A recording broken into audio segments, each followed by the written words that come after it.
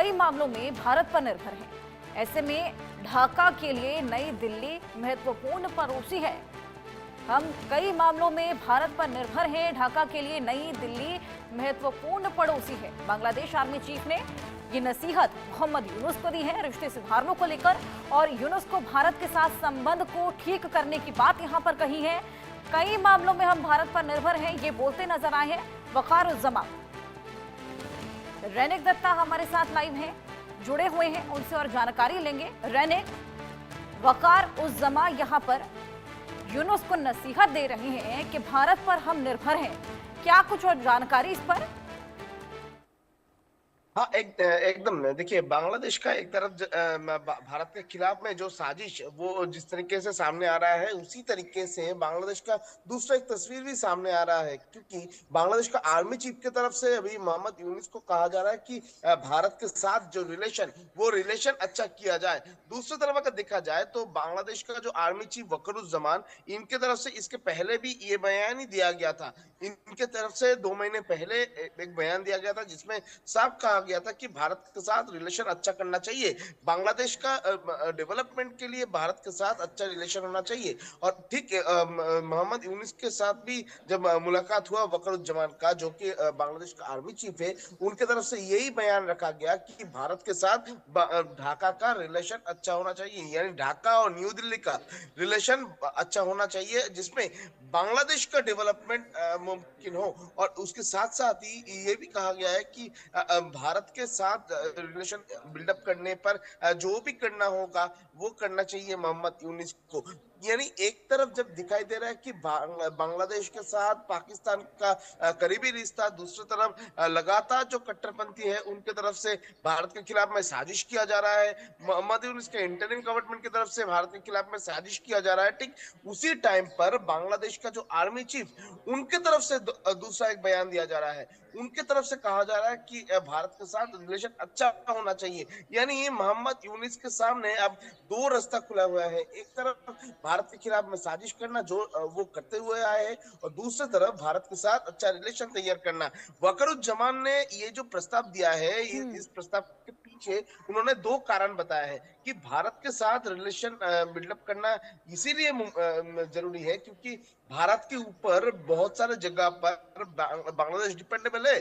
बांग्लादेश में भारत की तरफ से बहुत सारे सामान एक्सपोर्ट किया जाता है, और इसी वजह से बांग्लादेश भारत के ऊपर बहुत सारे जगह पर डिपेंडेबल है, और डिपेंडेबल होने के नाते भारत के साथ रिलेशन अच्छा होना चाहिए। दूसरी तरफ वकरुज्जमान का कहना है कि बांग्लादेश अगर भारत के साथ अच्छा रिलेशन तैयार करेगा तो इंटरनेशनल सेक्टर पर भी बांग्लादेश का जो वो तस्वीर भी अच्छा होगा, और इसी वजह से बांग्लादेश को भारत के साथ अच्छा रिलेशन बनाना चाहिए, ऐसा ही वकरुज्जमान की तरफ से कहा गया है। बिल्कुल रैनिक, वकार-उज़-ज़मा की ये बेहद सुलझी हुई नसीहत यहाँ देखने को मिली है। अब देखना होगा कि यूनुस आखिर इस नसीहत को मानते हैं कि नहीं। हाँ, एकदम ही देखिए, वकरुज्जमान की तरफ से जो बयान दिया गया है, ये बयान मोहम्मद यूनुस मानेगा कि नहीं, यही सबसे बड़ा सवाल है, क्योंकि इसके पहले भी दिखा गया था कि इंटरिम गवर्नमेंट हो या मोहम्मद यूनुस, उनके तरफ से लगातार भारत के साथ रिलेशन अच्छा करने का बात किया गया था। मुंह में एक बात करते हैं मोहम्मद यूनुस, मगर काम करते हैं दूसरा और। क्योंकि मोहम्मद यूनुस की तरफ से ये बयान जब दिया गया था, उसके बाद अगर देखा जाए तो उसके बाद से लगातार भारत के खिलाफ में जो साजिश भी रचा गया था बांग्लादेश की तरफ से। और इसी को देखते हुए ये सवाल ही बार बार से सामने आ रहा है कि वकरुज्जमान, जो कि बांग्लादेश का आर्मी चीफ है, उनका ये जो बयान, उनका ये जो ये प्रस्ताव कितना सुनेगा मोहम्मद यूनुस। क्योंकि मोहम्मद यूनुस को जिस तरीके से कट्टरपंथियों की तरफ से परिचालित किया जा रहा है, जिस तरीके से कंट्रोल किया जा रहा है, उसमें ये सवाल ही आ रहा है कि मोहम्मद यूनुस को ये जो बात है, ये बात सुनने दिया जाएगा। क्या मोहम्मद यूनुस खुद का मर्जी से काम कर पाएगा? मोहम्मद यूनुस को जिस तरीके से कंट्रोल किया जा रहा है, उसमें बिल्कुल से क्या मोहम्मद यूनुस निकल पाएगा? और यही सवाल बार बार से आ रहा है कि मोहम्मद यूनुस अभी क्या करेगा। ये सबसे बिल्कुल महत्वपूर्ण सवाल है। बिल्कुल रैनिक, मगर ऐसी तमाम नसीहतें पहले भी यूनुस को मिली हैं। अब देखना होगा कि वो इस पर अमल करते हैं या नहीं। बहुत शुक्रिया आपका तमाम जानकारी के लिए। आगे बढ़ेंगे। 5 अगस्त 2024 को बांग्लादेश की पूर्व प्रधानमंत्री शेख हसीना को अपना देश छोड़कर रातों रात भागना पड़ा था।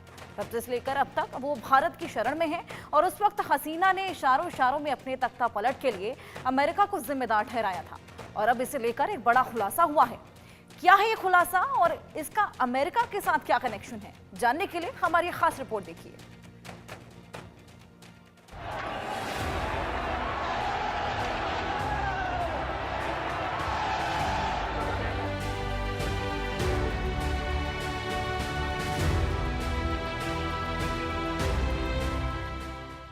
क्या शेख हसीना की कुर्सी अमेरिका के कारण गई? क्या शेख हसीना के तख्ता पलट में अमेरिका का हाथ था?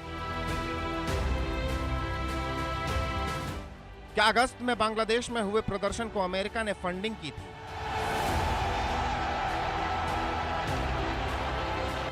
क्या अमेरिका के कारण शेख हसीना को बांग्लादेश छोड़ना पड़ा था?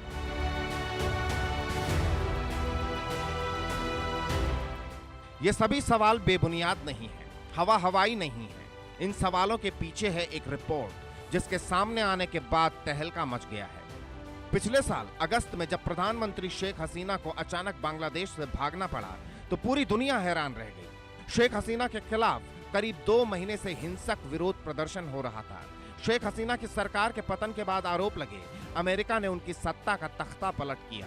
अब इंटरनेशनल रिपब्लिकन इंस्टीट्यूट नाम की खुफिया रिपोर्ट लीक हुई है जिसे उसने 2020 में अमेरिकी विदेश विभाग को सौंपी थी। इस खुफिया रिपोर्ट में बताया गया है पूर्व राष्ट्रपति जो बाइडेन के प्रशासन ने शेख हसीना की सरकार को गिराने के लिए चलाए गए अभियानों को फंड किया था।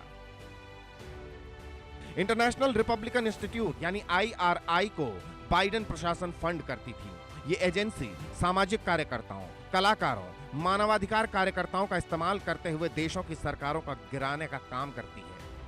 लीक हुए दस्तावेजों के मुताबिक शेख हसीना की सरकार को गिराने के लिए काम 4 साल पहले ही शुरू हो चुका था और इसके लिए IRI की टीम ने राजधानी ढाका समेत बांग्लादेश के कई शहर जैसे सिलहट, राजशाही, खुलना और चटगांव में गांव स्तरों पर मुखबिरों के साथ बात करना शुरू किया था।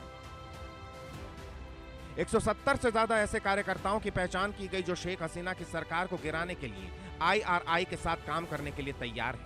IRI ने इसके लिए परिवर्तन का सिद्धांत का प्रचार किया। ऐसे लोगों की पहचान की गई जो शेख हसीना के शासन में हाशिए पर धकेल दिए गए। फिर इन लोगों को ट्रेनिंग दी गई। IRI ने छोटे छोटे समूहों के अंदर से नेताओं का चुनाव किया और फिर उन्हें ट्रेन किया। मिलने के बाद ये लोग अलग अलग कार्यशालाओं का आयोजन करने लगे, सांस्कृतिक कार्यक्रमों के जरिए लोगों को जोड़ने लगे, सामाजिक गतिविधियों को अंजाम देने लगे। इसके बाद कलाकार तौफीक अहमद को 2 गाने बनाने के लिए कहा गया जिसकी फंडिंग IRI ने की। इनमें से एक गाना था तुई पेरिश जिसका मतलब है आप कर सकते हैं। दूसरा पेड गाना ईद आई कार था जिसमें बांग्लादेश में बलात्कार, गरीबी और मजदूरों के अधिकारों सहित कई सामाजिक मुद्दों की बात की गई थी। इस गाने को बांग्लादेश में सामाजिक मुद्दों को उजागर करने और सरकार के प्रति निराशा और यहां तक कि असंतोष पैदा करने के लिए डिजाइन किया गया था ताकि सामाजिक और राजनीतिक सुधारों का आह्वान किया जा सके। रिपोर्ट में खुलासा किया गया है इस मिशन के तहत बांग्लादेश की मशहूर हस्तियों, कार्यकर्ताओं और नागरिकों को एक साथ लाया गया। विपक्षी बांग्लादेश नेशनलिस्ट पार्टी के राजनेताओं और सांसदों के साथ बात की गई और उन्हें आंदोलन के लिए तैयार किया गया।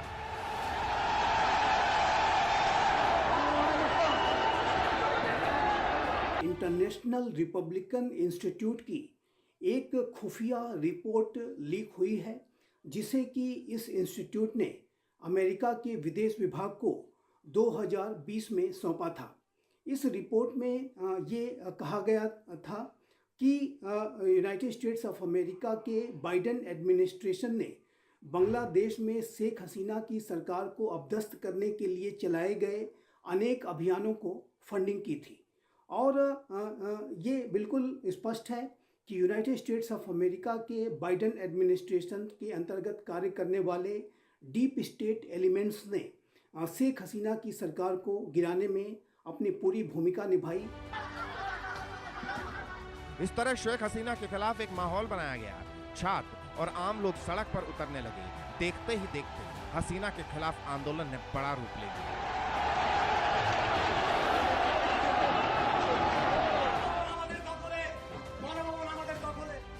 5 अगस्त को शेख हसीना को देश छोड़कर भागना पड़ा था, जिसके बाद मोहम्मद यूनुस बांग्लादेश की अंतरिम सरकार के मुखिया बने थे। तब शेख हसीना ने अमेरिका की तरफ इशारा करते हुए तख्ता पलट का आरोप लगाया था। वैसे यूनुस और बाइडेन की करीबी किसी से छिपी नहीं है और अब इस रिपोर्ट के सामने आने के बाद हसीना के दावों में दम नजर आता है। Bureau report, India news.